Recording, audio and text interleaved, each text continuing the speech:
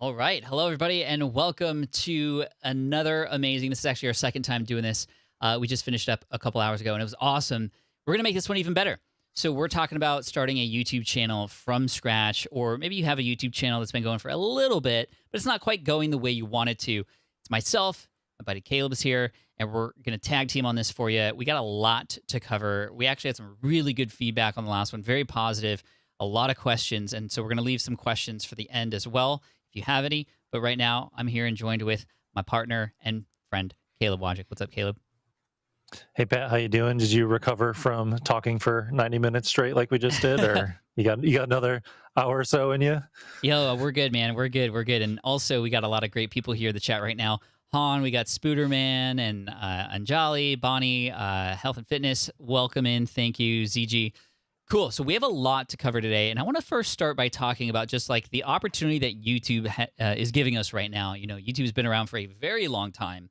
Why is now a better time than ever, Caleb, for us to start thinking about YouTube and maybe taking our brand onto the platform, or really getting serious about it finally? I mean, honestly, it's the connection you can make with the viewer and with someone that could potentially be your client or your customer. Like this face-to-face interaction, like you and I are having right now with all these people live. Like you can't get this in any other way. You can't get it when you write blog posts. You can't get it even in a podcast. It's a different kind of environment. People just like get to know you. They get to trust you, and you can also help them a lot. You can teach them a lot of things and take them along on your journey and influence them however you want to. And I think now more than ever, not just YouTube, but tools and technology has made it a lot easier for us to do these things, right? I think, those who came in early were more computer or camera nerds who kind of figured it out before everybody else, but now it's just so accessible, which means it's more noisy as well, right? Like we feel how saturated YouTube is, which means we got to work a little bit harder to figure out how to stand out of the crowd, how to have a better and smarter approach when creating our channels, and that's exactly what we're going to be talking about today. Speaking of starting channels, a lot of you know that I recently started a YouTube channel in the Pokemon space called Deep Pocket Monster. We're going to break down a lot of this channel today for you to show you how we approached this and what we did with it. And really, it was able to already get to 212,000 subscribers in about 16 months with over 50 million views, which is pretty crazy. Here's another channel that started fairly recently. This one, called Dad, How Do I, is more of an informational channel. It's answering questions like, Dad, how do I tie a tie? How do I fix the sink in the kitchen? Or all those kinds of questions. This channel has just hit 4 million subscribers, which is bonkers. And it only started a couple of years ago in April of 2020. There's even a 2-year anniversary video right there in the middle, as you can see, which is amazing. And then this channel here, which we'll unpack a lot today, on the surface seems kind of like, well, what is this even about? I'm not even really sure. Well, this person, Brady, has been on YouTube since 2006. So a very, very long time, like 16 years or something. However, something happened 7 months ago that completely changed the game for Brady and with what we're going to be talking about today in YouTube, because I don't want you to have to wait 12 to 16 years in order to get some success. We can learn from these lessons, and the thing that Brady finally did to kickstart his channel, which is now over 500,000 views, which is crazy. This is your channel. Caleb, you want to talk a little bit about the kinds of videos you create and what you do there? Yeah, so my channel is all about filmmaking and photography gear and equipment and tutorials on how to use software and things like that. And my channel is more of a resource channel. I do a lot of search-based videos, reviews of products, things like that. But it does bring in side income for me alongside my client-based business, a couple $1,000s a month from mix of AdSense, affiliate income, sometimes brand deals for videos, and it's a part of my business as well. Correct me if I'm wrong, but I think your channel's really helped you with building authority in the video space and to get more clients that pay you thousands of dollars, right? A lot of people choose to do YouTube not because they want to make money through ads, but because it really helps with their reputation in a space that they're in. Did that work out for you in that way as well? Yeah, I mean, having a following on a platform like YouTube is the new version of having like a diploma. It's proof that you know what you're talking about. It's proof that you have an audience that follows you and pays attention to what you're sharing. And it can help convince people to go with you if it's a client kind of relationship versus somebody else because, hey, no, this person's more of an expert. They have a following. They know what they're talking about. I'm going to go with them. Exactly. We got Vivid TCG in the house. Todd, Bonnie said she started her YouTube channel, her first one at least, in 2006. Gah! That's all right. Whether you started recently or a long time ago, we got some stuff to help you out. Caleb and I have also worked together to actually invent something. We invented the Switch Pod together in that company. We've been partnered on for a few years now, and it's been doing amazing. But we've also done a lot of work on this channel. This is my main channel, my entrepreneurial channel, Pat Flynn. Maybe you've seen it. And it's been able to get a pretty good amount of subscribers, but over 12 years. I started in 2009. And I've made a ton of mistakes along the way, which I'll be sharing with you so you don't make those same mistakes either. But I do want to take you back in time, in fact, to my very first video. And this is something that I think is very important to watch. I cringe when I watch it, but I think it's really important to go back to understand that, we all start from somewhere. So listen to the intonality, listen to what I'm trying to say and how long it takes for me to get to like the point of this video, because those are things we're going to teach you not to do later here when we get into the meat of the content. But let me hit play for you here, and let's see if you can break this down. Hey everybody, this is Pat Flynn from the Smart Passive Income blog at smartpassiveincome.com. Pre-beard, by the way. And I'm trying something out a little new today. This is actually my first video that I'll be putting on YouTube and on my blog. And I'm using some really cool tools that allow me to do some really cool things, which I'm going to be sharing with you really quick today. Now, you get an insider view of what's on my screen, and that's done via Camtasia for Mac. And again, that's how I'm recording this screencast right now. I'm also using something called a Bamboo tablet. Now, Bamboo is the name of the product. It's actually done by Wacom, and it allows me to use a pen instead of a mouse to navigate. So I'm using a pen right now. And the reason I'm doing this kind of goes along with the third tool that I'm using. Oh my gosh. So how many of you are ever. bored right now? I'm bored right now. I mean, I got started though. Like, I do have to give myself credit. I finally got started. I was too afraid to put my face on camera. So I just did a screen recording, and I was like, ooh, fancy. I can put like the little tool I'm talking about on the screen while I'm talking. But I sounded scared. And you mentioned this in the last run through that we did together. You're like, you sound like you're apologizing. And that's what I think every person sounds like. You're sorry. Like, I'm sorry that you have to watch my first YouTube video. I'm sorry. I'm so sorry. And that's how we all feel when we get started, right? But the truth is, you have to be a disaster before you become the master. And we're going to give you a lot of tools and tips and things today to help you get through a lot of that muck that is there when you first start.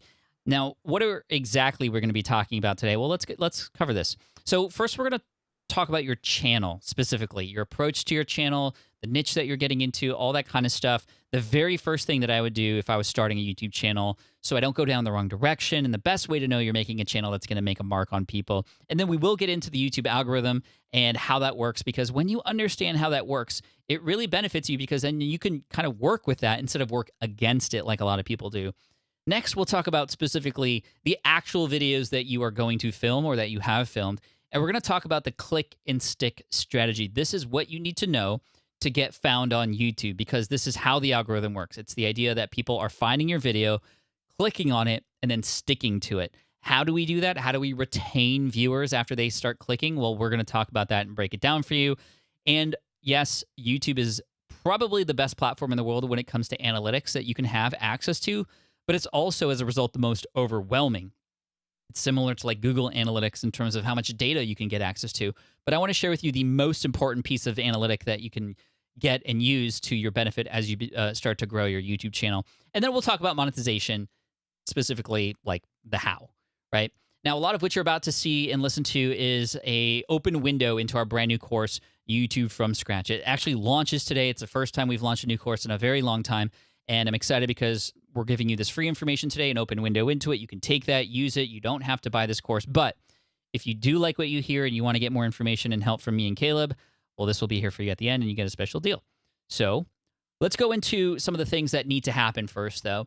And before we give you the strategies and the how-tos and the tactics and the strategy and all that kind of stuff, none of that stuff matters until you get this right, and that is what's going on in your head about YouTube. Now, a lot of people fear YouTube. A lot of people fear putting themselves out on camera. Caleb, how would you battle that? I mean, I know you have clients and help people on camera. You have people who hire you to film their courses, and then they get on camera for the first time. How do you talk a person through that fear of getting on camera and putting themselves out there? It's a scary thing. Yeah, I try to tell people that you have to imagine just that one person is watching, Mhm. and I try to think of that exact person. So depending on what I'm making a video about, I try to think of some actual person in my life that I'm talking to, and I've actually printed off a picture of that person before early on when I was filming my first videos, and like put it right next to the camera and be like, okay, Drew, I'm filming this video for you. And you kind of like start it and be like, okay, Drew, and then you cut that part out and then you start talking about what you're talking about. Because I feel like if you are talking to somebody that actually, you take a different tone than if you are just trying to like be this presenter person on stage, like, talking to thousands of people. But if Mhm. you're more personal, like it's easier to talk to you right now because you're there live than it is to talk to an inanimate object or thousands of faceless people that might watch a video. Yeah. So true. I definitely recommend that tip of thinking about the individual on the other end. The other thing is thinking about like, I mean, if like you have helpful information, you can either entertain, inform, or educate somebody. Imagine you went up to somebody on the street and you were like, "Hey, do you need help with something?" And they're like, "Yeah." Do you have that information? And you're like, "Yes," but I don't really want to tell you because I'm too scared. Right? It's like when you think about it that way, it's like, of course you tell them because you're there to help them. It's a scary thing because YouTube has like all the people who are watching videos in the world who can come and find you. But the beauty of YouTube is that they will do their best to put your video in front of the right person based on their viewing history, based on their profile, etc. So your vibe will attract your tribe, the right people that will come to you. And yes, you will get an occasional hater, you will get an occasional troll, but you know what? Those are those people's problems, not yours. It's usually a reflection of something going on their life, right? Like hurt people hurt people. So it's really something that's going on in their life. So I wanted to get over that really quick. But another myth that a lot of people think about is that you feel like you need a fancy camera in order to win, right? So you'll go and buy the most expensive lens and the DSLR camera and the slider and the fancy lights and stuff. And the truth is you don't need that stuff in order to succeed as a YouTuber. What you need is really better story. Better story is better than better camera equipment. You can have the best camera equipment in the world, but if you're not telling great story or if you're not showing up in a way that your audience expects or wants, then it won't really matter at all. You'll just have nice looking bad content, and that's not going to really help. Case in point, remember Brady Brentwood, who had 547,000 subscribers. You might recognize this. This is Leon the lobster. Brady, excuse me, went to a grocery store. He purchased a lobster and raised it as a pet. That's his video, keeping a grocery store lobster as a pet. And this is what changed for him 7 months ago. So 7 months ago, he went to the grocery store and he just filmed this. What did he film it with? He filmed it with an iPhone. That's all he's doing. That's his camera right there. That plus his voice are telling the story of how he rescued this lobster and is raising it in his home, in this tank. And by the way, that's Leon. Keep that in mind because we're going to be talking about this channel and what this really means for us as future YouTubers or creators right now. It's really, really important. But all that to say, again, you just need a camera and you likely have the best one in your hands already. Next, another myth is that you need huge, elaborate spectacles in order to get views. And this is made popular thanks to people like Mr. Beast, who bought and actually created the Willy Wonka factory in his latest video. He is on the same par as people like Ryan Trahan, who do really extreme sort of challenges. He slept overnight in the world's loneliest house. That is an awesome thumbnail, by the way. And then these guys over in Australia, how ridiculous. How many giant balloons stops an arrow? And they play these fun games, but it's really like you wouldn't have access to these kinds of things yourself. So it's more spectacle, and yes, they get a lot of views, but you don't need that. In fact, here is Brady once again, and you'll see that a lot of his videos were kind of doing okay. He's built some motorcycles, he's raised koi and whatnot, but here are all the videos that have come out since Leon the Lobster was purchased and raised. So that first one down there at the bottom, 18 million views. And then the next one, 6.5, 4.3, 2.6. People are obviously subscribed now because they want Leon the Lobster. And what will happen is a person will watch one Leon the Lobster video, and YouTube will know that and serve them the next videos that come up, even if they're not subscribed, because YouTube knows based on a person's viewing behavior. And I've gotten served a number of these videos myself. But look at the view difference between these. This is absolutely crazy. So this took 16 years for Brady to figure out. and he just was able to kind of luckily capture this moment and then now, work on it. And there's even a video that I didn't circle here, which is Leon merch announcement. He's got some merch now, which is interesting and cool and good for him.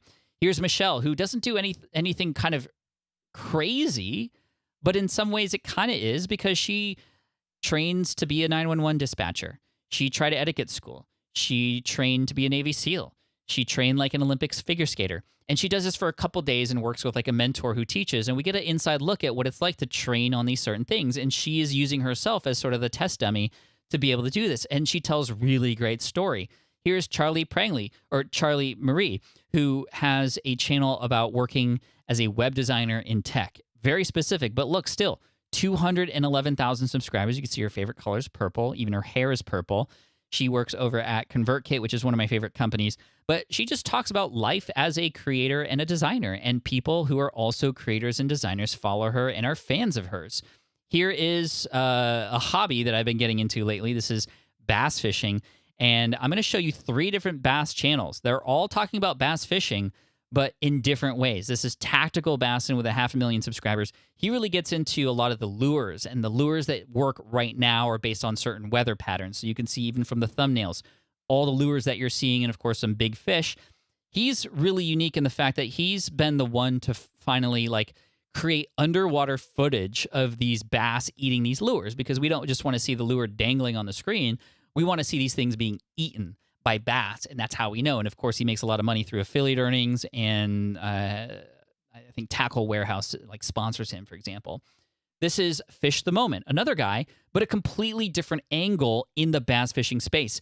He helps people use sonar and understand their electronic equipment and understand the lake structure and bass patterns and seasons, pre-spawn, spawn, post-spawn, all that kind of stuff, to help regular people like me figure out where the bass might be. He doesn't necessarily talk about lures, but he talks about how to learn the lake that you're fishing on. And then finally, if you want to talk about a niche in a niche, this is Greg Blanchard, who, yes, is a bass fisherman, and yes, actually is a bass fisherman on a kayak, and all of his videos are from fishing from a kayak, but all of his bass fishing kayak videos, or 99% of them, are him competing in tournaments. So it's a very storytelling about the morning and trying to, compete, and the measuring of the fish and what that's like. And it's almost as if you're out in the water with him. A very different position in the same space for a bass fisherman. So you don't need spectacle. You just need to carve out your own little space inside the world of YouTube, and that's where it will work for you. And the final myth here is that you need millions of subscribers. Caleb, can you speak to this guy? For whatever reason, there's this I need $1 million, I need 1 million subscribers, I need 1 million people on my email list in order to succeed. But what do people actually need to succeed as a YouTuber? I mean, honestly, even with a few thousand subscribers, you could start to accomplish specific things. You can start, unlocking AdSense monetization, start making money through ads. You get a video or two to pop and get tens of thousands, hundreds of thousands of views. You can start to bring in some real money. You can start to work with brands. You could, get sponsored deals even with a few thousand subscribers, especially if you get up into the 5-digit range. You could start doing affiliate marketing. You could launch your own products and things like that. You don't necessarily have to have large numbers to have a sizable business. Up behind me, if you can make me full screen, Pat, here, this is a counter of how many Shopify sales we have with SwitchBot. It's over 5,000. SwitchBot is a real business, 6-figure business each year. And we only had, 5,000 sales via Shopify. We had 4,000 people through Kickstarter. It doesn't take millions of people following you, or millions of fans, or millions of customers to make a living for yourself or a couple of people on your team. Yeah. It's not as difficult as it seems. Now, it's also not easy, but we're here to simplify, because YouTube is very overwhelming. There's a lot of pieces and parts to it. And with our course, YouTube from Scratch, and even here today, we're going to remove a lot of that overwhelm. So yes, there are things about YouTube that you don't even need to know right now. There are only certain things that will help you, and we're going to share those things with you today. But I do need to ask you something. Anyone can YouTube for sure, but I need to ask you, which road do you want to take? Do you want to take the long road with years of mistakes and frustration like myself? Or do you want to take the shortcut, knowing what works and less frustration? Give me a 1 in the chat if you want to go down road 1. Give me a 2 in the chat if you want to go down road number 2. And let me say hello to Rodney, the Gaming Charizard, Gene, Fit Over 50. What is up? Oh, man, I'm seeing some old friends here, which is great. Uniquely Able. Awesome. So let me know, what number do you want to go down? Because we're about to start to get into the meat of the content here. We needed to set up the sort of psyche, what's going on in your head first. Because if we don't nail that, then none of the rest of this will matter. Cool. Awesome. All right, so let's get started here. What's the first thing I would do? Literally, people always ask, what's the first thing you would do? Well, I'm going to tell you the first thing I would do. It would be not to start a YouTube channel. Now, what does that mean exactly? Well, a lot of people jump right into this, right? You're excited about a YouTube channel and you're already starting to film videos. Put on the brakes just a little bit, because just a little bit of research and a little bit of prep can go a very, very long way. Because what's actually more important than actually starting your channel is figuring out who your channel is going to be for first. Who you're creating videos for. And I often say this, the riches are in the niches, right? I'm glad nobody, or actually one person said one. I think you're just kidding. But the riches are in the niches. And I know it's pronounced niches, but that doesn't rhyme, and riches just sounds weird. So the riches are in the niches, like bass fishing from a kayak and doing tournaments, or focusing on the sonar element of bass fishing. Hundreds of thousands of subscribers. And that's the beauty of YouTube over things like podcasting. YouTube has the millions of viewers. And within those millions of viewers, there are thousands of viewers who will absolutely love and cherish the videos that you create for them when you niche down. You might think that you're pigeonholing yourself, but when you niche down and you get narrow, which you can start narrow and grow outward from there later, but when you start narrow, you cut the noise. People can more directly relate to what you have to offer, and they will be more likely to subscribe, because a person subscribes when they know what's coming. I'll say that a few times here today. So your channel could be about any one of these things, but just pick one, right? Your interest, your expertise, your obsession, your work, your talent, your journey, your passion, your struggle, curiosity, your goal, or just what makes you interesting and weird, and that's okay. And I'm going to give you a case study here where this didn't go so well. And that's actually my own YouTube channel, Pat Flynn YouTube channel, and why it took nearly a decade to finally get itself off the ground, even after starting in 2009. Now, the niche that I'm in is entrepreneurship. That is a niche that's niched down. I'm not talking about everything in the world, but even in the world of entrepreneurship, it's still quite wide, right? And I've created videos about all these kinds of things that you see in the bullet list right here. And I should have narrowed down first to start, because I have a podcasting tutorial. It's seen millions of views, which is amazing. I'm super grateful for that. However, people subscribe after watching that video, and then my next video is about physical products. And the next video after about that is about search engine optimization. And so what I often get are people who come and go. I have come and go viewers, or they come and subscribe and they don't watch anything else that I come out with because it's not 100% relevant to them. I would much rather do the approach, and I am doing the approach that I'm wanting to do now, like on Deep Pocket Monster, which is my Pokemon hobby-based YouTube channel. I know exactly who my audience is and the kinds of videos that they want to see, and I'm leaning into that and making it more interesting just for them. I'm not branching out into, trophy cards. I'm not branching out into understanding the investment portion of Pokemon. There are people who specialize in that who I could never compete with. So I had to find my own space and lean into that. And when it comes to subscriberships, again, people don't subscribe because of the video they just watched. You often see an ask at the end of the video, or even worse off, at the beginning of the video. Hey, welcome to my channel. Please subscribe. You haven't earned that yet. So even at the end of the video, please subscribe. You got to realize that people subscribe not for the video they just watched. They subscribe for the videos that they know are coming next. So when you come up with your channel idea and think about all the videos you're creating in whole, if every video is not relevant to that particular audience, or let's say 90%, because I think it's worth experimenting to try to branch out into newer audiences, that's okay. But if most of your videos aren't something that a person subscribed could look forward to, then I would say you got to continue to narrow down. That's just my thought there. Now, this is an example of somebody who's narrowed down, who's talking about something so dry, taxes and finances online, but has grown his channel quite large. Clear Value Tax. If you've seen this channel before, let me know in the chat. This person got very popular during the pandemic because this person did a couple things. Number one, he was answering questions that people were asking about things like the stimulus package, the payment protection program, the PPP, those kinds of things. He created non-biased, so unbiased, very factual-based videos to help people with what's going on in the world related to finances. Not only that, number two, he was just as angry about things as we were. So when you watch his videos, he almost just sounds like upset that things are delayed or that people aren't getting paid and like he's not getting paid. And you almost feel like he's in it with you. The lighting isn't great. His camera work isn't the best. It's just a single camera, but he's bringing the best information for that particular group of people, right? Thank you so much for sharing those links, Kathy. I appreciate you. So yeah, being able to differentiate yourself is really key. I'll give you some tips on how to do that in a second. But Caleb, any additional thoughts on, standing out, because you're likely not going to be the only one talking about X thing here when you create your YouTube channel, but you can talk about it in a different way, right?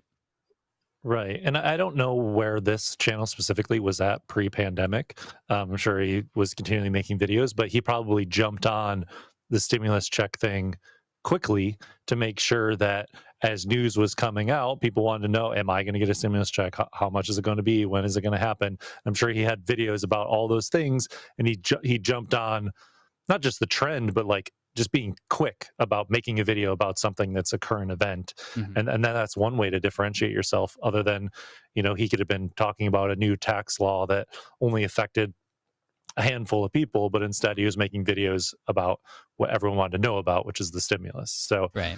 That's something you can do to set yourself apart, is to be up to date, be current on what's happening in your industry or whatever niche you're in that your channel's under. Exactly. And that reminds me of another friend of mine, somebody who follows the channel and my podcast. Her name is Emily D. Baker. Very consistent YouTuber. She's a lawyer. She talks about law-related things. But she's found that when she connects her teachings to things that are happening in the news based on law, things explode. And her channel went from, I think, like 100,000 subs to 700,000 subscribers just within the past couple months because of the Johnny Depp Amber cases. And she's been following along quick to kind of create content about that and teach, but using a lot of the pop culture and related like news things to kind of support that. So very similar to what Clear Tax Value has done.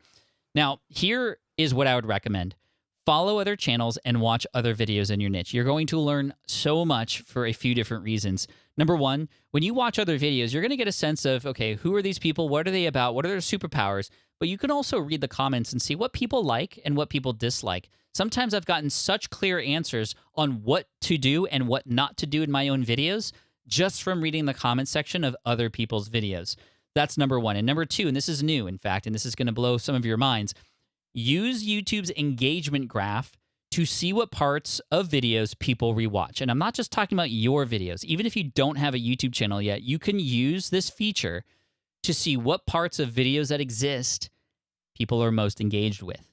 So let's go to the Leon the Lobster video here, and you'll see that if you scroll over the timeline of a video that's been out for more than 2 or 3 days, you're going to see some very subtle, very light sort of bumps above the timeline.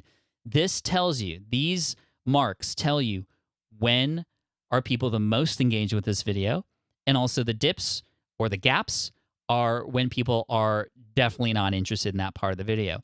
So you can watch other people's channels and videos, and using this tactic, figure out what parts are people replaying and why, and what's exciting about that. How can I adopt and make something even better than that?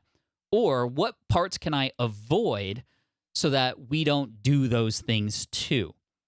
Such a huge benefit. And again, this is only available on desktop right now. You can't really do it on a mobile device, but if you're on a desktop and you go over the timeline, you'll see these little graphs.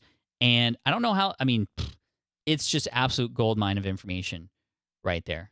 Absolute goldmine of information. Now, speaking of goldmine, when you understand exactly how the YouTube algorithm works, it really becomes a lot easier because you can start working with them instead of against them. And this is where you really start to benefit. If you help YouTube succeed, YouTube will help you succeed, right? If you help YouTube succeed, YouTube will help you succeed. Well, what does that mean? That means create videos that keep people on the platform, all right? Let me say that one more time. Create videos that keep people on the platform. Think about it from YouTube's standpoint. YouTube wants people to do what? Watch video. Well, what happens when people watch more video? Well, they're going to be shown more ads, and who ends up making the most money as a result of that? I mean, YouTube, obviously. So when you help YouTube, YouTube will help you. And helping YouTube means creating videos that people will stick around, click on, and stick around and watch, right? So this takes us to the big strategy of the day here, which we're going to unpack pretty heavily for you. And that's the click and stick strategy. Just a quick energy check from the chat right now. If you're ready to learn the ins and outs of titles, thumbnails, getting people to stick around after they start watching your video, let me know. Say a yes in the chat, and we'll move on from there. I just want to get a quick energy check and interrupt you for just a minute. Caleb, how are you doing? I'm doing good. I mean, I am taking stuff away from this presentation that I didn't when you presented it 2 hours ago. So it's always coming up with new ideas. I like this stuff. Good, good. And so again, whether you have a YouTube channel or not, or you do, this stuff will be helpful for you. I just want you to implement it, right? And again, a lot of this stuff is an open window into what's happening in the Smart from Scratch course. Walking for Health and Fitness says yes. Rodney says yes. Vin says yes, yes, yes. Let's go, says Vivid. This is great. Ready for more? Yes. Okay. The click and stick strategy. This is what we need to do to get people to click and to get people to stick. So let's start with the first part, which is the click, which incorporates two components, the title and the thumbnail. The title, obviously, is the written language around the video that people see before they watch any video. And the thumbnail is sort of a frame that's created that I would highly recommend you get designed outside, meaning don't just choose a frame that YouTube gives you from the video. You want to design a frame or an image to go along with it. And what's really important about this is your videos might as well not even exist if people aren't seeing it and clicking it, right? That's how important these things are. I remember going to a conference called Vid Summit. Caleb and I were there several years in a row, in fact, and that's actually where the Switch Pod was born. But one year, Mr. Beast was speaking, the most prominent YouTuber there exists right now. And he was speaking on the growth of his YouTube channel. And I was so excited because I was going to get an hour and a half of all the secrets, all the ins and outs of how Mr. Beast does what he does to grow his channel. The whole presentation was about thumbnails and titles and how important they were. Because he knew that if you can't get a person to click the video, well, then the video's not worth creating anyway, right? So here's the big secret. Start with the title. This has been the biggest game-changing approach to how I've been able to win on YouTube, on all of my channels and the people that I've helped. When you start with the title in mind, you're able to understand whether or not that's a video worth filming to begin with. The title is really the first thing. And so if you get an idea for a video, think of some titles. Some of them are going to be more clickable than others. We want to go with the more clickable ones. Here is the YouTube channel from Brandy Brentwood, who had the lobster pet, right? So there's the lobster video right there. Let's compare this title, not even thumbnails at this point, but title, Keeping a Grocery Store Lobster as a Pet. Consider that title versus Atlantic Sea Nettles, Hiking to an Old Plane, Native American Ruins on Yona Mountain, Breeding High-Quality Koi with Common American Carp. Now, these ones, because he's done some koi stuff and YouTube has known him for some koi-related things, he's going to get some views for that. But keeping a grocery store lobster as a pet, how could you not click on that, right? How could you not click on that? So let's play a game here. I'm going to share with you 4 titles for a video that I have published on YouTube. And I chose one of these titles based on what I thought was going to be the most clickable, and then I'll share which one it was.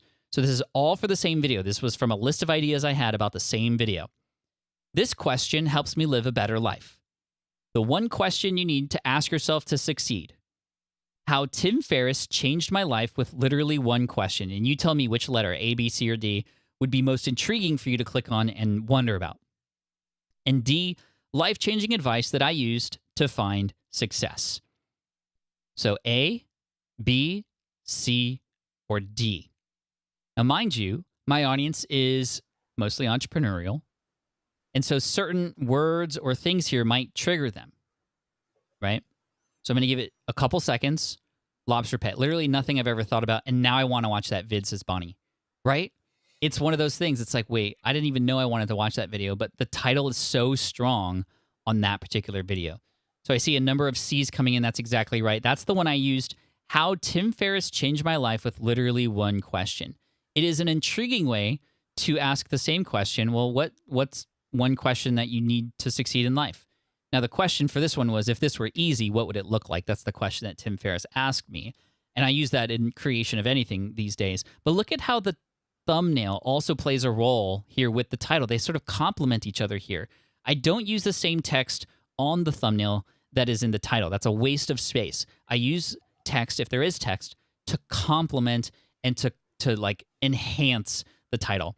How Tim Ferriss changed my life with literally one question, and then the he was right. This makes you go, wait, what was that question? Right? And so, yes, C is more dramatic, A is more believable, but you need to be a little bit on, this is a thing here. It's like book titles.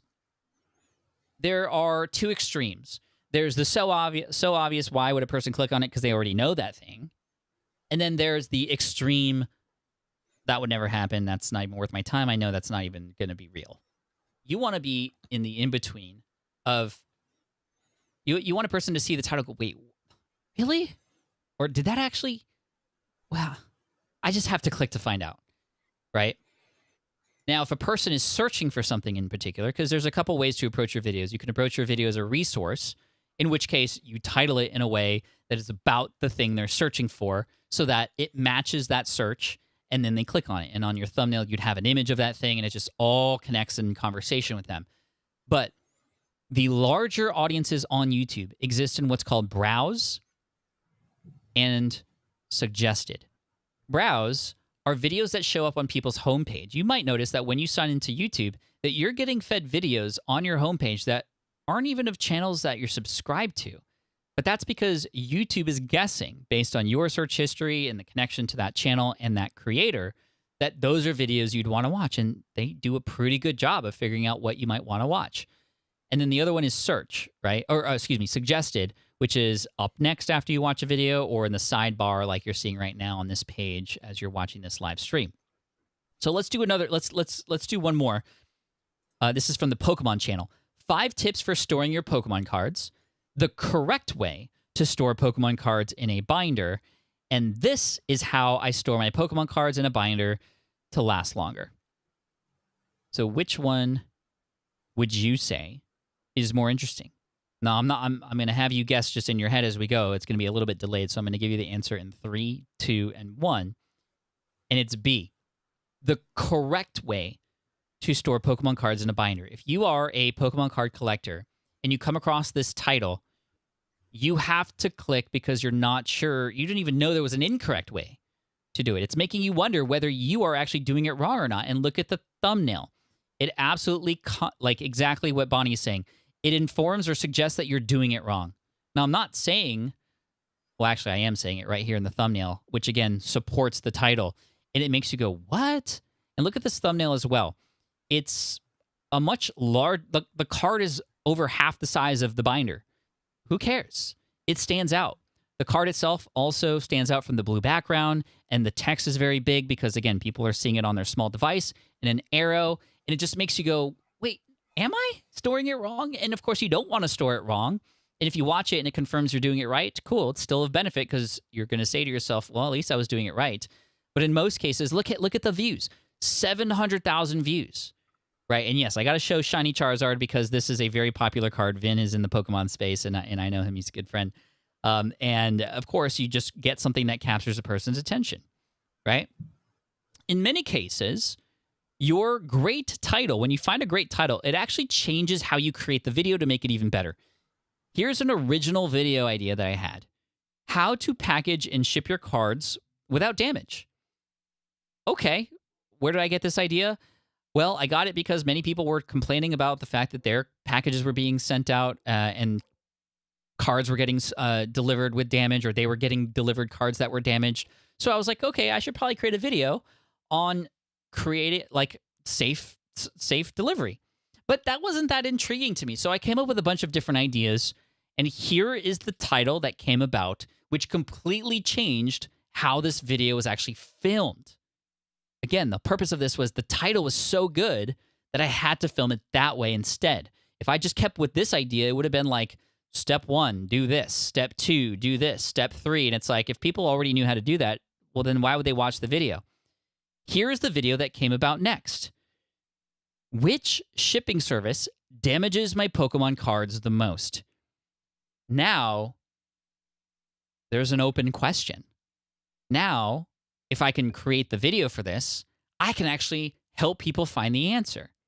Now, I'm going to talk a lot about the same kinds of things that I would have talked about otherwise, but now there's a completely different story here. And actually, one thing that came about as a result of this, and look at that thumbnail, it's like a box that was over-exaggeratedly damaged. That's okay to do, because you have to get a person's attention. If you don't do that, then people aren't going to watch your video. You have to throw a little bit of bait out there. As long as you fulfill the promise of the title and thumbnail, you're fine. The problem is when, right, Caleb, like when you say it's going to be one thing, it's something else, that's not going to be okay. Can you talk about clickbait a little bit just so we can get people over that hump? Yeah, you don't necessarily want to bait and switch, like bring them in to see one thing and then they get frustrated if it's something entirely different, you know? So you want to have a title and thumbnail that matches the video you filmed, which is why we're talking about, you know, come up with those things first, because it's going to influence how you film things. And I know personally, like, I don't make like crazy faces in my thumbnails, or, you know, like I'm pretty subdued on the internet and in general. So I'm not going to like try to be over the top myself personally, but that's the point of a thumbnail. That's the point of a title, is to get people to click and watch your video. And you don't want to be so like afraid of baiting people into your videos that you don't, you know, like get them in the door. You know, it's just like trying to fish without bait. You're not going to fish without bait. I don't know. Do people fish without bait, Pat? Like with nothing on the hook? There's some really not so smart fish that will be attracted to the shine of a hook, but okay, in general, so you're going to get dumb fish or dumb viewers if you use bad thumbnails. Is that what you're saying? I did not say that. I did not say that. Anyway, you're going to use bait if you want to attract the right crowd. So you gotta put some effort into the title and thumbnail. And if you do it up front, then you can make the video knowing like, okay, I need to pay off on this title and thumbnail in the first few seconds. Right. Right. And we'll talk about hook and retention in just a minute after you create your videos. But another thing that was influenced by just simply getting a title that made me interested and excited. First of all, it got me excited about filming this video. How to package and ship your cards without damage did not excite me. And if I'm not excited creating a video, the video is not going to be exciting. Right? So that's number one. Number two, this also made me go even further. Okay, what else can I do to make this video even more interesting? Let's put an Apple AirTag in each of these videos so that we can track where they are in the world at the same time. And that became a part of the story that intertwined within this video. And it just became so much better. As you can see, 317,000 views about shipping, because there was something at stake here. There was a reason to click, and now also a reason to stay and follow through. So here's what I would do if I was coming up with video ideas. Take a seed idea, right? A question that a person has, or a topic of interest that you already know in your head, and then brainstorm 5 clickable titles for it. And then if any of them really stand out and are like banger titles, like go film that video. If you're not sure, then go ahead and ask others. I know a lot of other YouTubers actually ask their Twitter followers and their Instagram stories, like, vote on which title or thumbnail you'd be more interested in. And not only are they getting answers, but they're seeding what that video is going to be about to their audience as well, which is really cool. And then 5, and here's the big one. This is the hardest one. If you can't get a good title, move on to a different video. I can't tell you how many times I thought I had a good idea, but I just can't get a good title. And if I can't get a good title, I move on. And that's a really tough thing to do, but it's what you got to do. Now let's talk about thumbnails, right? I use Canva. Any other Canva users in the house? I love Canva. It just makes it so easy. And we love their background removal feature. So if there is going to be a card or a face or a subject thing, whatever the subject might be, I usually just snap a photo with my phone, try to get it with a monotone background behind it. And then I can use the tool to literally just remove the background and then start adding elements on it. How many elements? Well, I try to not to add too many detail. When you add too many detail, what happens is a lot of those details get lost, because remember, where are people seeing this usually? On their phone, swiping. So they don't have time or the eyeballs to see that close on something that's going to be so small. So fewer details, the better, typically following the rule of three. So 3 things, 3 main objects on the thumbnail, and then the main subject sort of being the one that's either exposed or on the foreground or glowing behind it or biggest or what have you. As you can see here, I have the Charizard. It's sort of like bigger than the actual binder, and then also glowing behind it with an arrow, because I want to show people this is something that might happen. Now, again, it's opening up a question so people click through. Now, you can put a face on a thumbnail, and those work really, really well. They don't work all the time, and it depends on the topic, but I've tested it with our videos on both channels, and it's not conclusive as to all videos with faces get more clicks than videos without. In fact, it's a little bit different. But Caleb, you made a great point in the last presentation about like when it might make sense to absolutely be sure to use videos, and I think that's like after you get going, right? Oh, like when to have your face in a thumbnail? Yeah. I think once you get going, or if you have a recognizable face from another platform, or once you start to get subscribers and you start to grow some super fans, that's when you want to include your face in it, because people will click on it just because your face is in it eventually. But depending on what you're making videos about, it might not make sense to have your face in it. But also if you're making videos and your face isn't seen in the whole video, your face probably doesn't need to be in the thumbnail either. So it can entice more people to click on it, but it doesn't have to be. And you don't have to have your face on camera or on video or in your thumbnails at all. There's a lot of very successful YouTube channels. I mean, that reflection of the person of Brady in the aquarium with Leon the lobster was the closest I've ever seen of him in a video. I mean, I do see him in his avatar, but again, you don't need to be there. It's just the story that you tell, the subject matter, and how are you keeping people through. The other things are people stop to look at action. If you can in some way shoot this always happens when I'm doing thumbnails, right? I film the video, and then I'm like, okay, what action in this video was most interesting, if any? Let's recreate that action, but actually take like a photo of that action. So I either have you like just snap some regular photos with a iPhone or DSLR camera of me doing the thing that I was just doing, but more posed, more strategic, where I know maybe text is going to go over here or what have you. And I think that's really key, because you don't want to just use one of the frames that YouTube gives you. It's very unlikely that you're going to get a perfect frame. And you don't have to have a perfect thumbnail, but using a lot of these guidelines can definitely help you have a better chance of, at least when YouTube sends this out, because that's what's going to happen. YouTube gives you free impressions. You publish a video, YouTube is going to send it out for you, because they want to see, do people actually click on this? Do actually people who click on this watch it? And if they do, guess what? They're going to go, ooh, okay, let's send it to more people, because you're helping them keep people on the platform.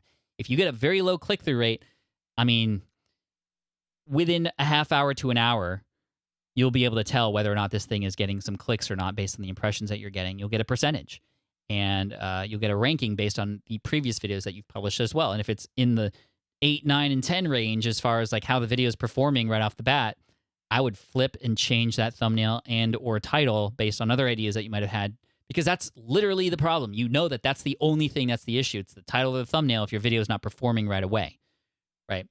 So that's something to think about. Some of these other things here, text, use it in your thumbnail if you'd like, but don't add too much, and use it to support the title. Don't reuse the same text as the title. And number 7, design a few video thumbnail ideas per video. That way you have them at the ready, and you can actually see them, compare them to each other, ask other people too. And so that's that. So that was the click, title and thumbnail. And in our course, YouTube from Scratch, we go pretty deep into a lot of that stuff to help you out. But we want to keep going here, because there's the other part to the equation. We have the click, which is the title and thumbnail to get people interested and click or swipe or tap. Now we want them to stick around, right? This has 2 parts as well.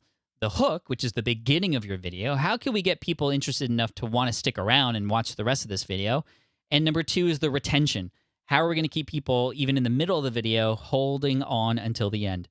YouTube will not push your video to more new viewers unless they know people are willing to stick around and watch. So let's talk about these things. The hook. And this is a big sort of issue with what's just going on in content creation today. There are a lot, as you know, of short content platforms right now. We have TikTok, Instagram Reels, and YouTube even has their own platform, Shorts, which is in YouTube, but it's almost treated separately. We're not even going to talk about those things right now. All we need to know about those things is that it's making it harder to keep people's attention, right? But the way to counter that is to have a really good hook, some purpose in the beginning of your video to keep people watching. The title and thumbnail have to do with that as well. But in the first 10, 15 seconds, you got to give people the understanding of what it is that they're going to get in this video, or else they are out. I would no longer do this if you are doing that. The long intro in the beginning, right? The one that's like, hey, everybody, welcome back to the channel. My name is Pat Flynn. I'm here to help you make more money, save more time, and help more people too. I help entrepreneurs like you make the best of the little time that you have to make your money and support your life. Welcome back if you've been here before. In the last video, we talked about search engine optimization. And in today's video, we're going to go a little bit further into that because I think this is really important, blah, blah, blah, blah, blah. It's like 30 seconds in, I've given you an intro. I've told you about myself, my channel. I might have even asked you to subscribe, and I haven't given you anything that you clicked for yet, right? Caleb, do you want to talk a little bit about like this mindset approach of the intro and what should be there in the beginning of videos now? Yeah, I feel like the old school way was just to introduce yourself slowly, say, welcome back to the channel, ask for them to like the video, subscribe to and then by that point, you know, you're 15, 30 seconds in, the person hasn't told you anything. And nowadays, you don't have that luxury. You need to get right into the content. You need to do something interesting right at the beginning. And I don't know if you noticed on YouTube mobile, as you're scrolling through, videos start to play. You don't even see the thumbnail for very long now before one of the videos on your screen starts to play. And on a computer, if you hover your mouse over a video, it starts to play. So you need to have something happening in the first few seconds that's visually interesting to people that, you know, maybe don't have the audio even too. So if it's just you sitting there talking, they might just move on to the next thing. So it's important to hook them and deliver on that promise that you gave with your title and thumbnail. Right.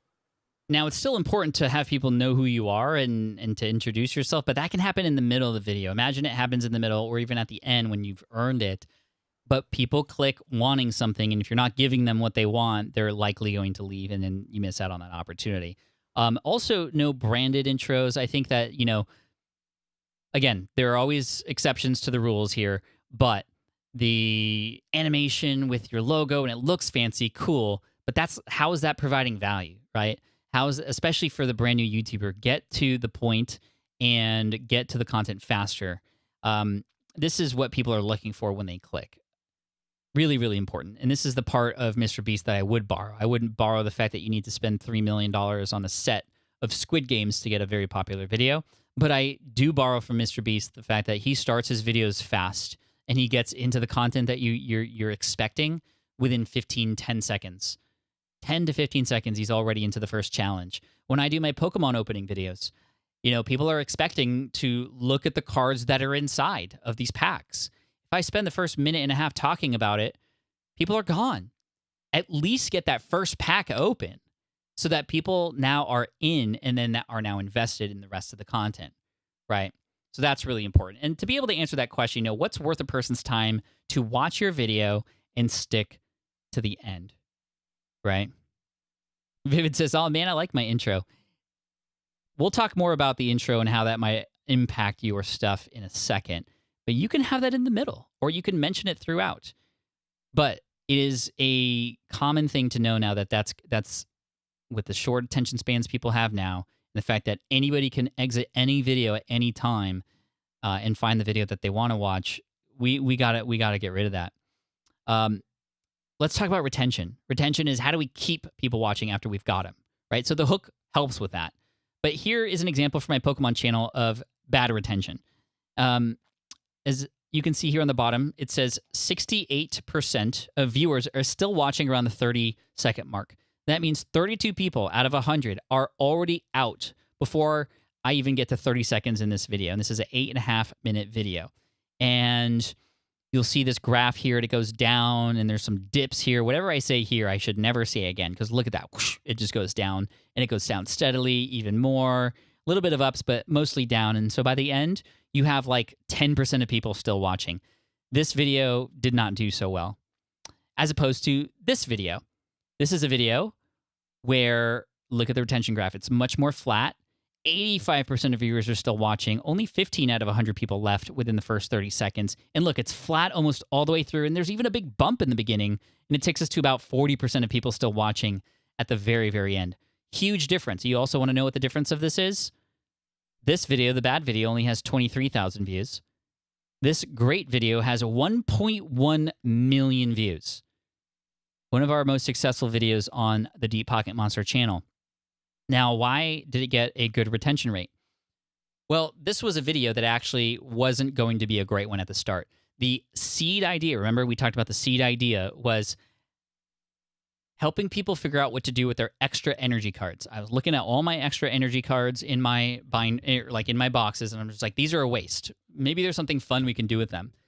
So I wrote a whole list of all these different things we could do with them, and I had a video title that was like, 7 things you can do with your extra energy Pokemon cards. And I looked at that and I was like, why would a person watch that? Like, there's no reason to watch it. And 7? Like, just maybe 1 is interesting, but 7? It wasn't going to be a great video. But this is one of those cases where we really tried to figure out, well, how do we create a story around, like, what would get a person to stick around and watch all these things that I'm talking about, but what's the story that keeps them going? So this is where this challenge idea video came into play, where I would showcase each of these things that you can do with extra energies, but through a challenge that my son gave me. My son would challenge me, hey, if you can do this by the end of the video, which is throw an energy card across the room into a card holder, then if I don't do that, I lose my $900 Charizard. So now, number 1, there's a reason to stick around to the end. You want to see if I win or lose the Charizard, right? But all throughout the way, I'm sharing different things that I'm doing with these energy cards. And I use those things as like distractions or breaks in between when I'm trying to flip into this little card holder. And this is what has made this video successful. And I think the title was Land Impossible Card Trick or Lose My $900 Pokemon Card. Way more interesting, way more at stake than 7 things to do with your extra energy cards, right? So, unreal. Poca DNA, thank you so much. You say, your video on the Walmart Scam Evolutions box was an absolute masterpiece. Thank you. And again, very similar. Walmart had a scam situation going on. I could have just made a video that was more of a public service announcement. Hey, everybody, don't buy these things from Walmart because they're scams here, see? Versus, hey, let's uncover this story and find somebody who was scammed, who was in my audience, and get his feelings about it, and have people root for it, and have me buy this thing and verify if it was a scam, which in and of itself is a reason worth watching. And then I find out it's a scam. Let's see if we can get a refund for it. In and of itself is another thing that opens up a loop to see if I can do, and then it just kind of unboxes from there. So again, story on top of these things that you would normally share anyway are going to be huge. How, Caleb, in your world of especially product reviews and things like that, how are you keeping people watching your videos? What are some things that you like to do in your videos? I chapter my videos, which I think really helps with retention because people can jump to specific points in the review that they are interested about. So I do a lot of work to make sure that our chapters are on the exact timestamps, are titled in an enticing way. And another thing I do is I make sure to include pretty much everything that I talk about in the description. And this is obviously it helps me affiliate marketing wise and earn more money. But I feel like if people come to expect that I'm going to link to every little accessory thing I mentioned and give people the option to buy it on different websites, those are things that people come to expect for my videos and will keep them watching. And I also try to open some sort of loop in the beginning if possible, usually about something I don't like about the product. And I try to use those things towards the end of the video, or say I'll recommend alternatives to this at the end of the video, or something that's going to make them keep watching to the end, or even just skip to the end are ways that I try to keep people watching. Right. And you don't need to lose $1 million at the end of the video in order for it to be intriguing. You don't need to lose a $900 or win a $900 Pokemon card in order to keep people watching. But even just a little bit of interest and understanding of, well, what would get a person to stick around, or at least what is something worth waiting for, is really the big thing, right? If there's nothing worth waiting for, why would they watch? It's a lot of W words, but I like that. There's nothing worth waiting for why would they watch? Yeah, that's good. That's good. Okay. Here are some different ways to increase retention. Again, the idea of a person sticking around in the video. We've talked about stories a lot, wrapping a story around things. Even if you're going to be teaching top 5, whatever, start each one with a story so people are intrigued and interested and they can relate to it. Number 2, create a reason to stay until the end. What's at stake? We talked about that. These are some, what I like to call pattern interrupts that you can do within your videos. B-roll footage. I love B-roll, by the way. B-roll, I think everybody should have a B-roll library, right? Of just, I got that tip from Ali Abdal, actually. He said, you need a B-roll library. That is video of you like sitting on the couch poking an iPad, and another video of you like eating cereal, and another one of you handling your Pokemon cards, and just like build a huge library of those so that when you create a video, you can just pull from that B-roll library and then you can insert it into your video and you're just like talking over it, right? As like a voiceover on top of those things. And it really starts to add a certain level of professionalism, sure, but it also just breaks up the monotony of just a talking head video, right? So I love B-roll, and a B-roll library is great. Text on the screen, so popping up text on the screen, things like that can work really well to, again, break up the monotony. One of my favorite things to do now that I'm trying to do better jobs of is to just change locations or change camera angles. If you have like 5 points, just make every point in a different spot or different camera angle, and it just, again, mixes it up and makes the background change a little bit for people. Quick transitions between parts. There's a video series happening right now by a guy named Ryan Trahan where he's living off of a penny and trying to get across the country to see Mr. Beast. Every time he like travels from one destination to another, it has like a really funny sort of semi-sped up walk of him going across the street. It's like, and it's just like is a weird random thing, but it's a little reset for people before you get into the next part or the next part of the destination that he's going to. And then read your analytics. What's working and what's not, right? Don't even guess. Let the analytics teach you what it is that you need to do. PokeDiz, I see you in the house. You better be looking at your retention graphs to see in your videos what parts people keep replaying. Do more of that. And the parts that people are sort of falling asleep on, don't do those, right? That's what you need to do. Chris Dew says, how does viewers skipping via chapters affect the overall performance of the video? You know, there's a lot of debate around that as far as, you know, hey, if people are skipping around, they're not watching as much of the video, but at the same time, it is providing more value and they're not wasting time watching parts of the video that they're not. So I'm not quite 100% sure as far as like the deeper analytics of what that means, but I do know that having chapters there is better than just having people go, oh, I don't know if I can find what I need here and then leave, right, Caleb? Yeah, I think it depends on the type of video too. Like my videos are mainly search-based, information-based. Someone's researching whether they should buy something or they're trying to learn how to do something specific in some software. And so I try to get to the point and give them chapters so they can jump to what they are interested in. As well as if it's more of like a list video and it's like number 1, this, number 2, that. I try to have those as chapters too, because I think the alternative is they get bored and they leave versus they get bored and they jump further in your video. So I think that, in my opinion, it can mainly only help because they're going to go find what they want to watch and they might watch for a couple minutes, let's say, versus they're a few seconds into your video and they're just gone, you know, and they just go watch some other video or they go do something else. So it's like, to me, I'd rather have someone watch the part of the video that they're interested in than leave. Right. They watch that and they go, oh my gosh, that was so good. Let me watch the rest of this video. Or, hey, let me see what else Caleb has to offer and some of his other videos that are sort of marked below. And then when you can get people to not just stay on watching your videos, but to go from one video of yours to the next, I mean, that's like level 2 of keeping people on YouTube, and you'll get rewarded even more. I do see a lot of great questions coming in. I'm going to hold those till the end because we are coming into now the section of monetization, which I know a lot of you are interested in. Now, for those of you who are brand new to YouTube, you might not know this, but when you get to 1,000 subscribers and 4,000 hours of watch time, actually, when you start a YouTube channel, YouTube will track this for you. You'll see like a graph of how far you are toward that destination. This is when you get to unlock YouTube ad revenue. And that is when YouTube, if you choose to, you don't have to, but you can choose to have in your videos ads. Like when you watch a video and an ad shows up before it plays, or an ad shows up in the middle of it, that's called a mid-roll ad, or an ad even showing up at the end, which I know Daily Dose of Internet does on his videos, which he's done lately. I've been paying attention to a lot of these bigger YouTubers and just really honing in and sniping in on what they're doing. Anyway, just really interesting stuff. It's a big opportunity. You know, a lot of people, especially smaller YouTubers, like, I don't know if it's worth it.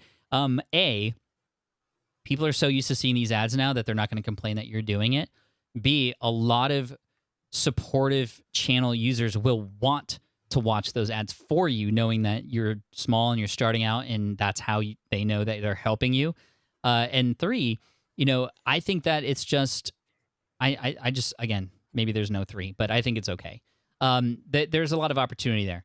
Now, to give you a sense of that opportunity, I'm going to share with you the ad revenue numbers from Deep Pocket Monster over its lifetime. And it's only been 17 months at this point. And this is how much revenue it's generated from ads on its videos. So we are at $104,000 in ad revenue. Now, most of this money is going back into the channel and paying for things like more product to give away and shipping and stuff. But it just shows you that there are huge opportunities here. And I didn't know anything about Pokemon 2 years ago. And this is kind of the cool thing. You just keep going and you keep understanding what it is that your audience wants. And you'll notice that if you dive into the videos on the Deep Pocket Monster channel, you'll find that we are discovering what our buckets are. That is, in the beginning, we tried a bunch of different things to see. Like, we knew who our audience was. We knew the kinds of things they liked, disliked, and we experimented with some stuff. Some stuff they did like and wanted more of. Other stuff they didn't go for, like a lot of the history of certain cards. So we stopped doing those, and we started doing more of what people wanted. And sometimes we experimented. We experimented with a series of cards that were bought from Etsy.com, and that just knocked it out of the park. So guess what? We're on our 4th series video of that now, and it just continues to rock, because what YouTube does is they start to see your patterns. If you are creating a video just like that Leon the Lobster video, they will know that, oh, here's another Leon the Lobster video, even if you're not subscribed. If you've watched the first one, they'll send the second one and the third one. So every time we create a Etsy video now, it serves it to other people who have already enjoyed those Etsy videos, and now there's 3 of them in the hole that people have watched. And so it's almost like guaranteed views if, of course, we get people to continue to click and we get people to continue to stick into them, which is incredible. Now, there are different opportunities to generate revenue on the platform other than ads. And in fact, many people don't want to do ads because they say it just affects their content. Again, I don't think it does. I think it helps. I don't think it hurts, But brand deals are great too. This was a brand deal I did. You'll see here. This video is sponsored by TCG Stadium. Here's the code for checkout, etc. This was a private conversation that TCG Stadium and I had on Instagram. We made up a dollar value deal as a 4-figure offer for a certain number of seconds on this video. And this way they get some audience that they wouldn't have gotten otherwise. I get some cash in my pocket that I could use to reinvest into the channel, and everybody's happy. And so brand deals are great. Now, brand deals with companies can work in many different ways. You can work with companies that perhaps you've already purchased from and used. You can go through a third-party company that can connect you with brands. Caleb, I know this is kind of your specialty because you do a lot of brand deals, you do a lot of affiliate marketing, you talk about a lot of other companies' products and review them on your channel. Do you have any tips for anybody who may or may not be at 1,000 subs but wants to get into sort of that sort of level of generating an income through brand deals and affiliate, that kind of stuff?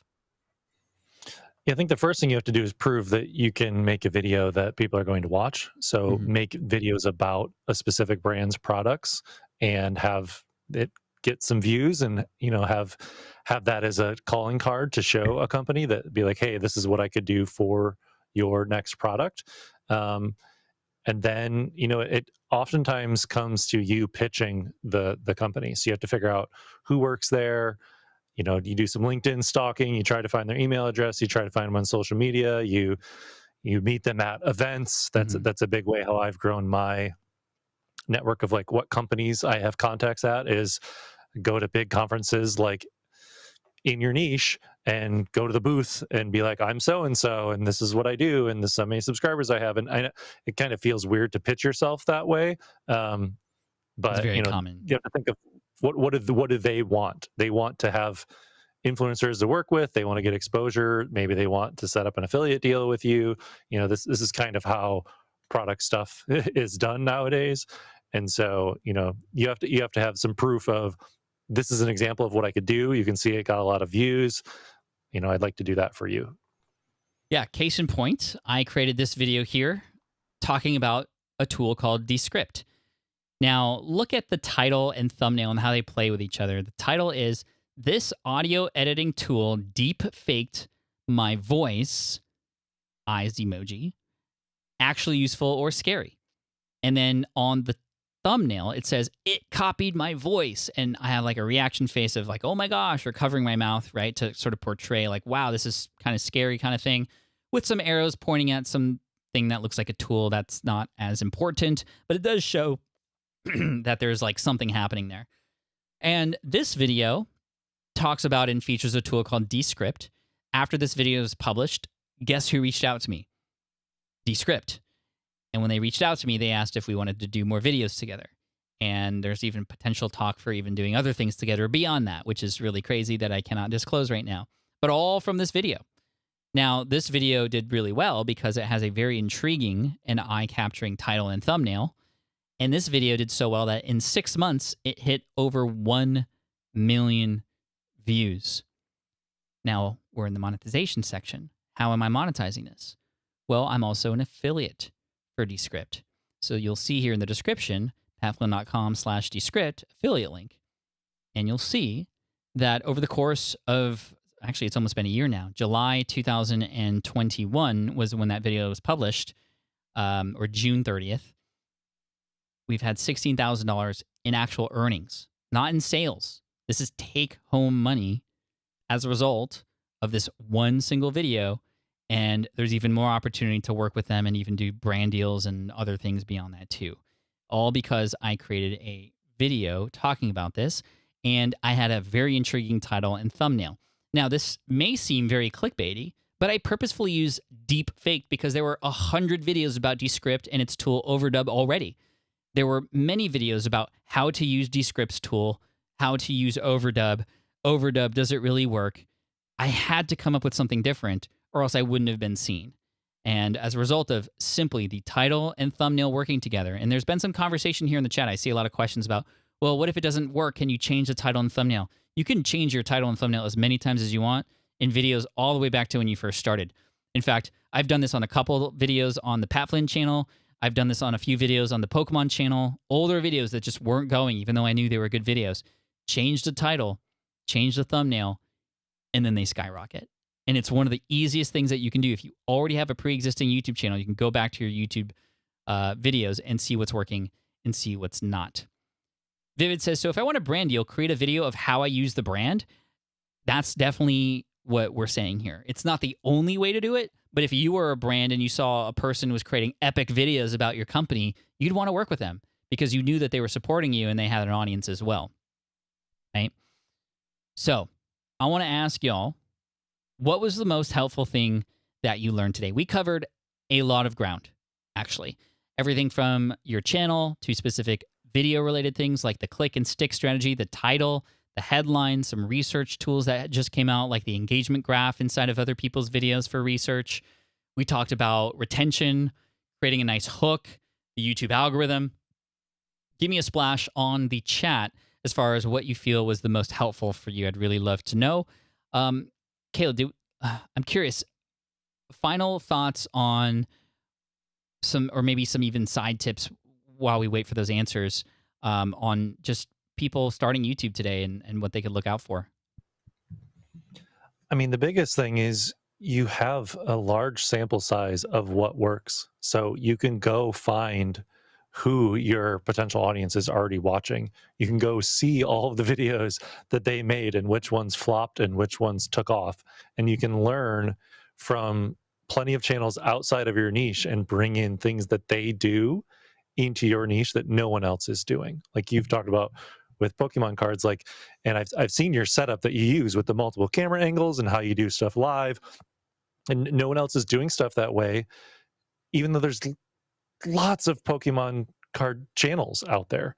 And so you brought in these other things from other niches of YouTube and brought it into your own format and style.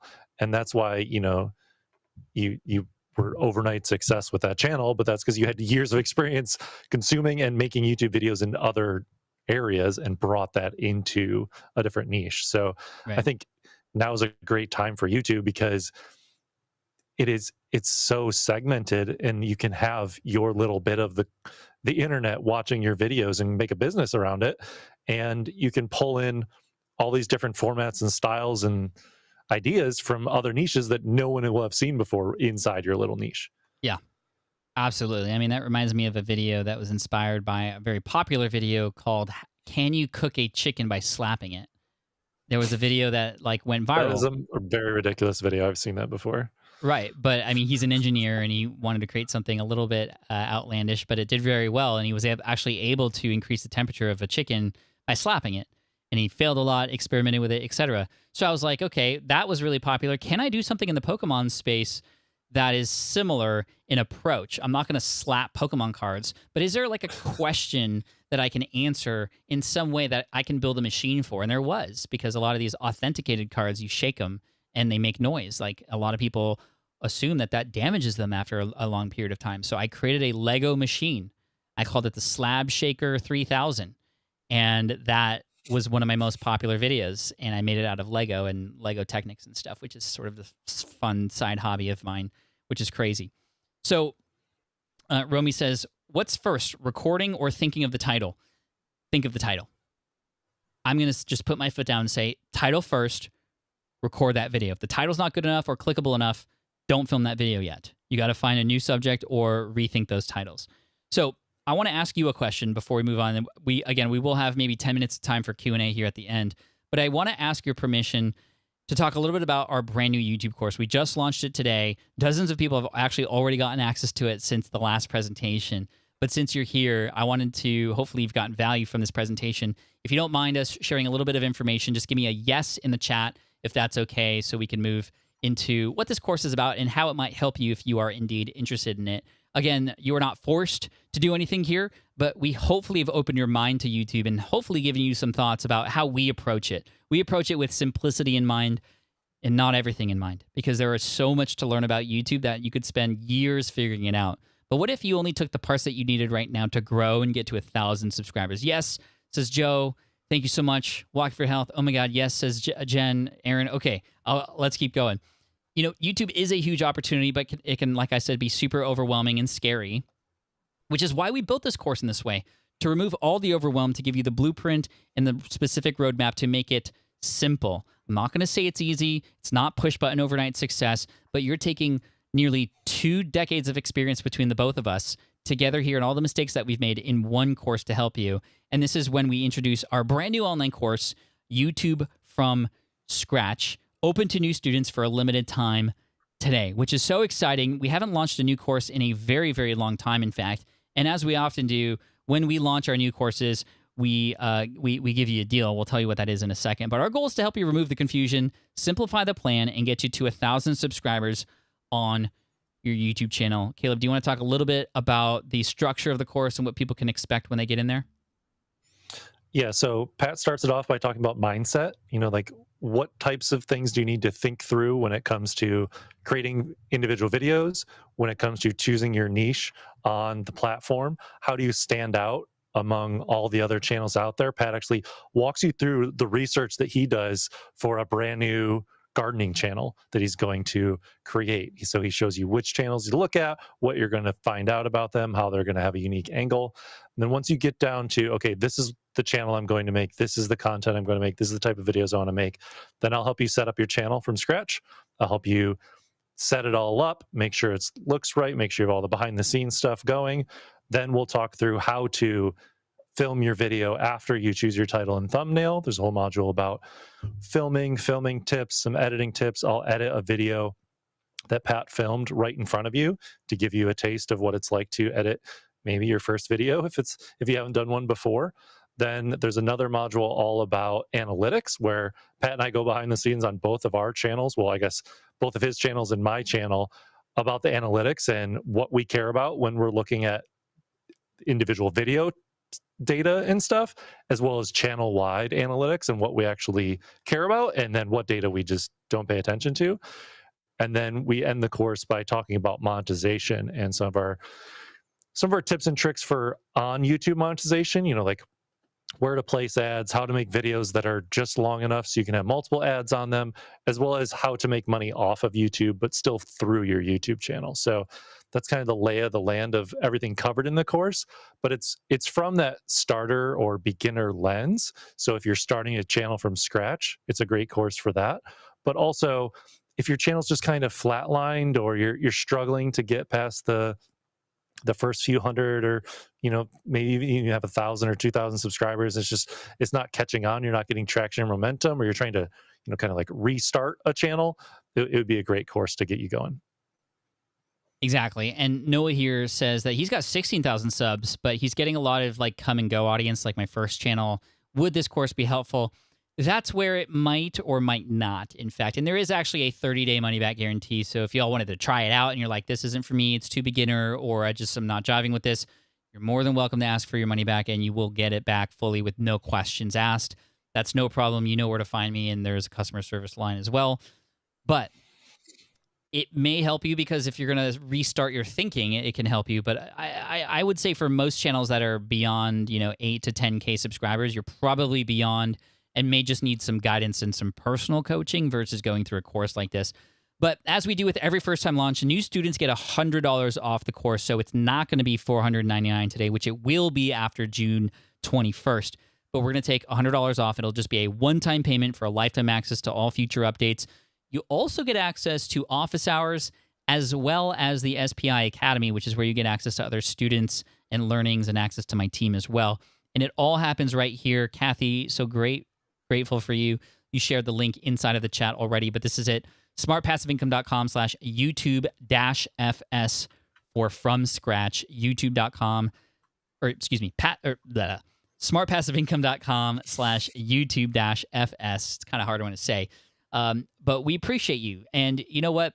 This is going to be closed on the 21st, because with our first launch, we always want to work closely with those students to ensure we gave them everything, that we're working closely with them. Those office hours are going to be really key, which happen once a week for a couple hours. You get access. And now that you have some YouTube experience, you're more than welcome to, in those office hours, go, hey, Pat, what's your initial thought on this thumbnail? I have this video coming out next week, and I can give you some tips and pointers from there, which is really, really amazing.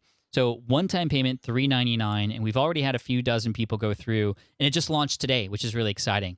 And again, this first course launch in a very, very long time. But I'd love to spend some time here answering questions for people while we are here, and I'll see if I can pop them up on the screen for us. This question, I'll see if I can go in reverse order here. Nicole says, would this course be helpful to start a channel to support increased listeners to your podcast? Whenever you can build an audience on one platform, you could move those people elsewhere.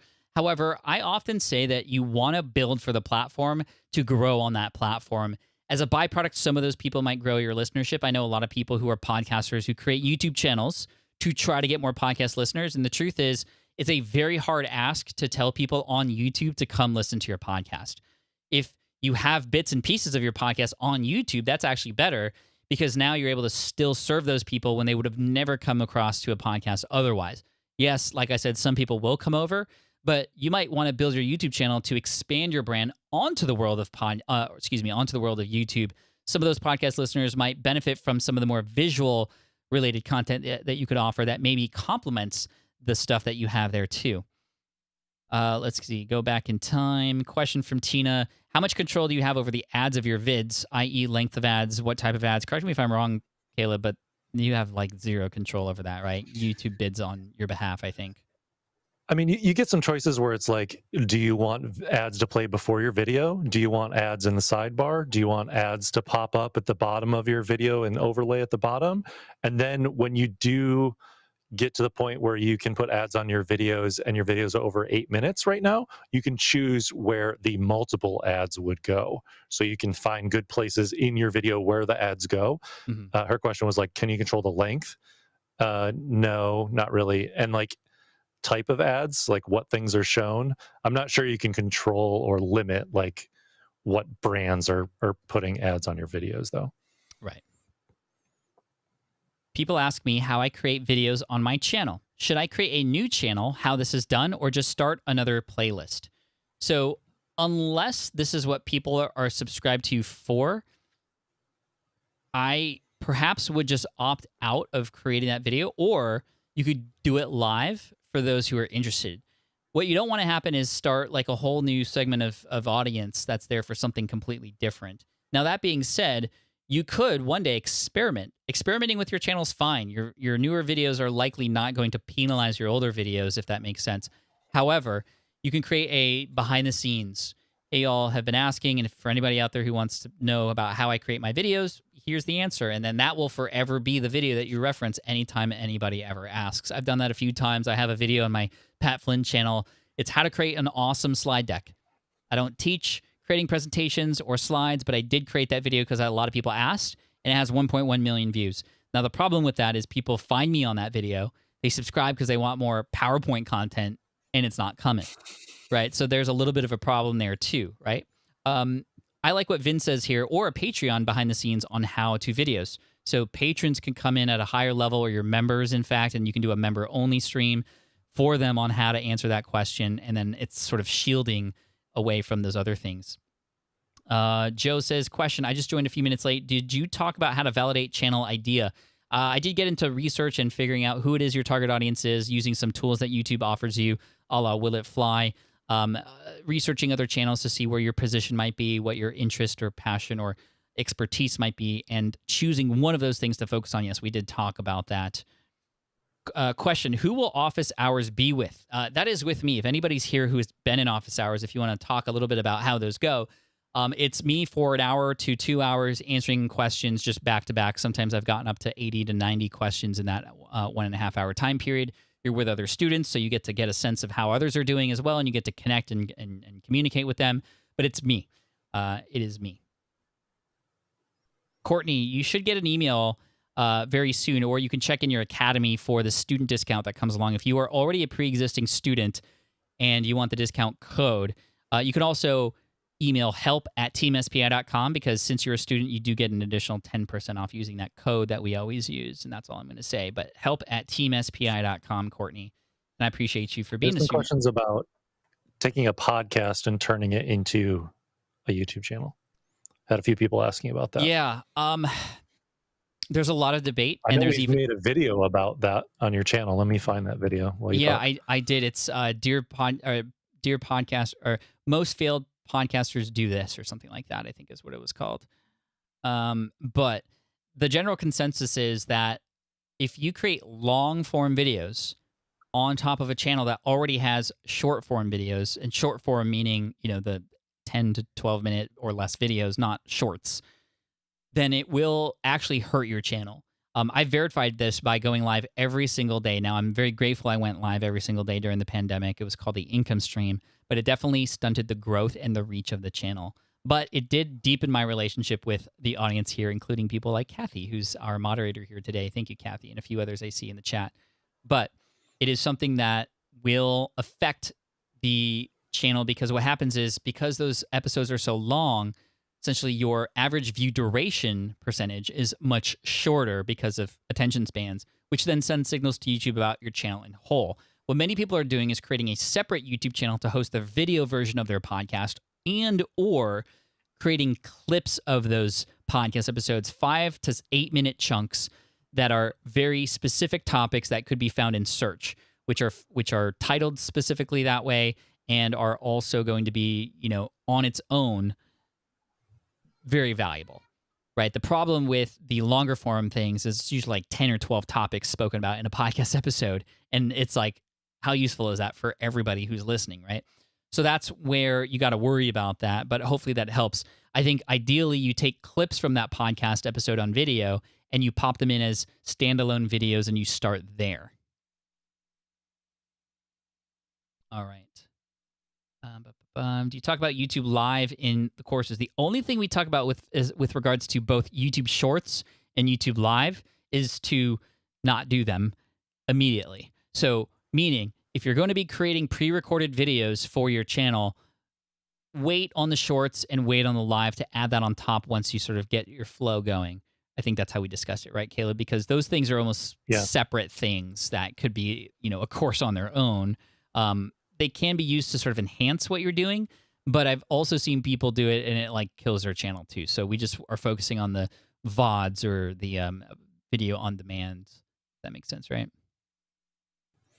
Someone's asking, will you be doing a more intermediate YouTube course for people who are maybe not necessarily beginners, have around 7,000 subscribers, but are slowing to grow now? Or does this program help cover us? You know, in all honesty, I think you're beyond this course right now. I think that I mean, if there's one thing we learned today, Caleb, is not just like how many people are excited about this and are getting in the course, which is great, but how many more people there are who have existing YouTube channels, who's been at it for a while, who are at the 5 to 10K mark, who could use a little bit more advanced advice. That's something for us to note, or maybe we add in as a bonus or something at some point. We'll figure that out, but that is really interesting. I do feel like a lot of the information and exercises are very helpful, because I feel like you can get to a few thousand subscribers by messing around. I feel like that's what I did on my YouTube channel. You know, make a few videos, and one gets the algorithm, and you can end up with a few thousand subscribers, and you don't really necessarily know what you're doing. You just kind of keep going.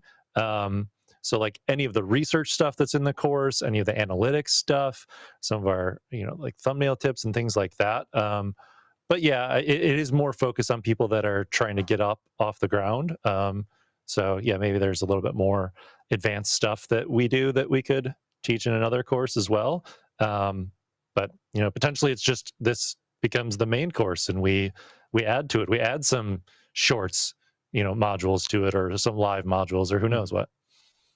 Some other questions I'm seeing pop up. How long might it take to go through the course? Well, every video is pretty short, 3 to 7 minutes in length on average. And the way that it's structured is you watch the video and then you do the thing, or you watch the video and you fill in the exercise thing that we do, or you watch the video and then you actually do the thing that we teach you yourself. There's 5 modules, and I would say if you took 1 or 2 lessons per day, you'd be able to get it through within a couple weeks. I know a lot of you are strapped for time, but I think it's important to make time for a lot of this stuff. So I would say in a couple weeks, you'd be able to get through the course, no problem. There are likely people who are going to get through the entire course in a single day, though. I mean, that always happens. And there are some people who are going to hold it because they want to get in at the lowest price and then aren't able to do it until, summer is over because they're traveling with their family or what have you. But this is definitely a good time to get in as a result of the first-time launch course price, and getting in with a little bit more attention from myself and Caleb as we're beginning here. But the other questions are, how long would it take a beginner to film a video that's maybe 15 to 20 minutes in length? That also begs the question, like, how do you know your videos are going to be 15 to 20 minutes in length? Like, why do they have to be?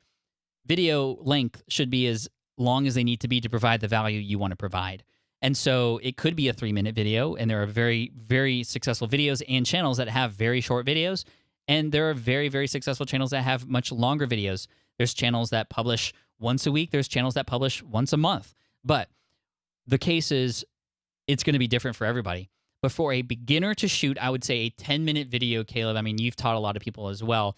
I would say 3 hours if not including editing. Because the prep and the recording and like all that stuff for your first time, but always it gets better and faster over time. If you were here in the beginning and you watched my very first video that I published, I mean, I think I re-recorded that like 10 times because I was too scared. Any thoughts on timing for beginners as far as like shooting videos? Yeah, it also depends on like how much you're going to plan and prepare. Like if you're just going to turn the camera on and hit record and then just talk for an hour or two and then try to cut that down, you're going to spend so much more time editing. So I tend to really outline my videos, and we teach you how to do that in the course of, okay, you got your title and thumbnail. What's the hook going to be? What's the story going to be? What's the closing of your video going to be? And so, through the worksheet in the course, you'll have your video planned, and then, it can take an hour to 2 or 3 hours to film, depending on how complex the video is. If you have to film a bunch of B-roll, you have to film in a bunch of different locations. If it's just you in one spot, like, it might not take you any longer to film than the length of the video if you can do it all in one take. It's just kind of it's such a variable thing, so it's hard to predict. There's a question from Pokalex. Saw your video about learning the Pokemon trading card game online. It caught my attention because I love many aspects of Pokemon. I heard variety doesn't help a channel, but does it hurt? In that case, that was definitely experimental. Like, I was curious because my audience mostly on the Pokemon channel does not play the TCGO. Some do, but I just was curious to see how it performed, and it's totally okay to experiment. can only help you. It can't hurt you unless all of your videos are experimental and it's just kind of like you never really know what's happening, right? In that case, people knew me for and know me for a certain kind of video about Pokemon. And then here comes this one out of left field. Cool. It didn't perform very well, which just gave me signals that A, I'm just grateful that I tried it, and B, I'm actually really thankful just personally that I know how to play the game and I did very well. But C or 3 or whatever, it's like, okay, well, that didn't work. Let's go back to what did work and try another experiment later, right? And that's where like Etsy, like buying cards off of Etsy, I didn't see anybody doing that, so I tried that. And hey, that one worked. So we now have like the 4th version of that video coming out this weekend, or 5th or something like that, right? And that's what it's about. So staying and like it's going to take time for you to find what YouTube and you see as like the core types of video that you create, but then allow yourself some time to experiment and play. Let's see. We'll take a couple more questions here. And again, head on over to smartpassiveincome.com/YouTube-FS to get access to this course before it goes away, before the price goes up. Vin says, how effective do shorts enhance the channel? I've heard from a lot of people that although those videos get a ton of views, it doesn't really help the channel's growth. Myth or fact? Well, it kind of depends, which I know isn't really a great answer, Vin. But I had a short on the Pokemon channel hit 15 million views. This is the most viewed of anything that I've literally ever done in my life. And on one hand, it's accounted for, 10,000 new subscribers. Cool. But that's a pretty low percentage when you think about it as far as like from 15 million. And at the same time, as much as I love that I'm getting subscribers from that video, I'm also getting 10 times more comments from that video from people saying, oh my God, look, a grown man is spending money on Pokemon and cardboard. Like, how stupid is that? Or they're calling me lame or something. And it's like reaching audiences that aren't even in the Pokemon audience, because shorts is more, it's like a different algorithm and it's a different sort of feel. So it's reaching the general audience, which is not really what I want to reach. I want to reach more Pokemon fans, and pre-recorded videos will do that much better. On the other hand, shorts has helped a lot of channels. Colin and Samir is a great channel that those two do a podcast, but it's very well produced, very video centric podcast. And they interview people like Mr. Beast and Ryan Trahan and a few other big YouTubers. And they do a lot of shorts, but their shorts are almost like teasers of the bigger whole versus like a video in and of itself. So it does relate and it does match up and it does attract people to their larger videos from there too. Josu says, what software does a course suggest using for video editing? Great question, because video editing obviously is an important part of this. How do we handle video editing in the course? I know that's your domain, Caleb. So I personally use Adobe Premiere Pro for most of the stuff I'm editing. I've used Final Cut Pro 10 before. If I'm doing something that has screen recordings involved, I'll use ScreenFlow, which is similar to Camtasia. Honestly, any editing software is so great now that you can use whatever you want. In the course, I'm going to be documenting how I edit in Premiere Pro, but I'm not going to be, teaching you all the buttons and everything you can do in it. We're going to teach the fundamentals of editing. What do you do when you have all these video files? How do you put together a story? How do you weave it together? How do you cut out all the fluff? That sort of thing. It's not going to matter what software you end up using. The fundamentals of editing are the same now as they have been since people used film strips and actually cut it and taped it together. It's the same type of thing. It's just a little bit more complex now. Awesome. Well, we're over an hour and a half into this, and we want to thank you so much for your time and attention today. These replays will be up from the earlier presentation and this presentation at the same links that they were live, and we look forward to helping you out, whether it is here on YouTube still, or even better yet, in our course, Smart from Scratch. We hope you can join us because it is available for a very short period of time. You can find it, oops, that's the wrong button, sorry. You can find it at smartpassiveincome.com/YouTube-FS, and $100 off and access to myself once a week, as well as the Academy and other students is, I think, a massive and amazing deal. We want to thank you so much. This has been absolutely fantastic, and we hope to see you in the course. And Caleb, thanks again for joining me and hanging out with me today. As always, yep. Happy to be here. Thanks, everybody. Take care. You're awesome. Bye now. Bye. See you guys.